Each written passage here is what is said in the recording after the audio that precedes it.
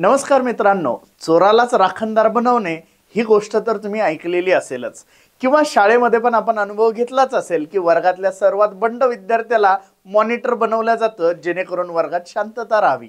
अशीच काहीशी घटना आपल्या देशातही घडते। तर चला ऐकूया गोष्ट छोटी परंतु डोंगरा एवढी। आत्ताच बातमी आली की लोकसभा अध्यक्षांनी पक्षांतर बंदी कायद्यासाठी जे परिशिष्ट 10 आपल्या घटनेमध्ये घातलेलं आहे त्याची एक चिकित्सा समिती नेमली आणि या चिकित्सा समितीचे अध्यक्ष कोण तर खुद्द आपले महाराष्ट्राचे विधानसभा अध्यक्ष राहुल नार्वेकर। आता तुम्ही म्हणाल की सर यात नवीन काय, तर यात नवीन काय हेच आपल्याला या गोष्ट छोटी पण डोंगरा एवढी मध्ये ऐकायचं आहे। तर सुरू करूया। गोष्ट सुरू कुठून होते। राहुल नार्वेकर हे त्यांच्या प्रोफेशननी एक वकील आहेत आणि वकील असल्यानंतर त्यांनी शिवसेनेच्या बऱ्याच केसेस डिफेंड केल्या आणि नंतर मग त्यांचा प्रवास सुरू झाला शिवसेनेमध्ये।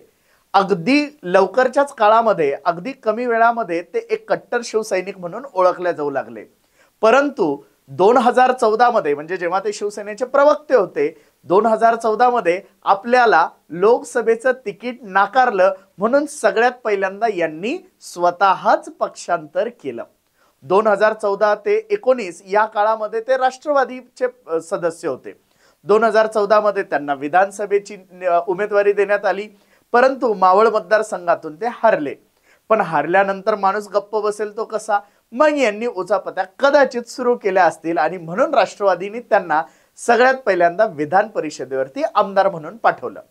विधान परिषदेची आमदारकी भेटल्यानंतरही 2019 मध्ये लोकसभा निवडणुकीच्या तोंडावरती त्यांनी आपला राष्ट्रवादी हा पक्ष सोडून आपल्या बीजेपी या नवीन पक्षामध्ये आले।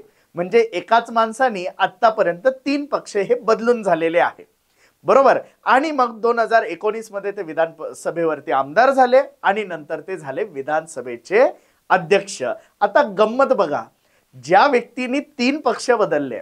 आता पक्षांतर बंदी कायदा आला कसा तर 1967 मध्ये हरियाणाचे एक आमदार होते गयालाल आणि या गयालाल यांनी एकाच दिवसामध्ये 3 पक्ष बदलले आणि तेव्हापासून चर्चा सुरू झाली पक्षांतर बंदी कायद्याची। 1967 ते 1971 या काळामध्ये आणि 1979 मध्ये सुद्धा असंख्य खूप सगळ्या शेकडो खासदारांची आणि हजारो आमदारांनी पक्षांतर केलं। त्याच्यासोबत 1979 मध्ये मोरारजी देसाई यांचं जनता पक्षाचं जे काही सरकार होतं ते एका वेळेला 76 खासदारांनी केलेल्या पक्षांतरामुळे कोसळलं। तर या पक्षांतराची खूप चर्चा व्हायला लागली आणि 1985 मध्ये आला पक्षांतर बंदी कायदा, ज्यानुसार 10वं परिशिष्ट आपल्या घटनेमध्ये घातल्या गेलं। ज्या व्यक्तीने पक्षांतर बंदी कायदा जो काही आहे तो मोडलेला आहे आणि आपल्या पूर्ण भारतातील सर्वात मोठी पक्षांतर बंदीची जी काही केस आहे ती यांच्या समोर होती आणि त्याचा निकालही त्यांनी कसा दिला हे सर्व श्रुत आहेच। सुप्रीम कोर्ट एका बाजूला काय म्हणत होतं आणि यांनी मात्र यांच्या निकालात काय म्हटलं मी काही त्याच्या खोलामध्ये जाणार नाही, परंतु हे सगळं आपण चित्र बघितलेलं आहे महाराष्ट्रात। आणि आज त्याच व्यक्तीची एवढ्या मोठ्या चिकित्सा समितीच्या अध्यक्षपदी निवड झाली। म्हणजेच काय तर ज्यांनी खूपदा पक्षांतर केले त्यांनाच आता त्या पक्षांतर बंदीच्या कायद्याच्या चिकित्सेचे अध्यक्ष बनवण्यात आले।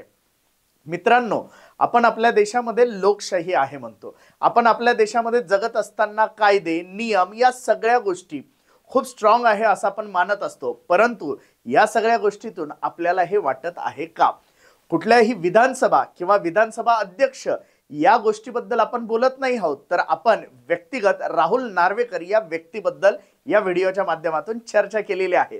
तर कसा वाटला मित्रांनो आपल्याला हा व्हिडिओ, आणि जर आवडला असेल तर असेच अजून व्हिडिओ बघण्यासाठी आमच्या चॅनलला लाईक शेअर आणि सबस्क्राईब करायला विसरू नका। गोष्ट छोटी पण डोंगरा एवढी।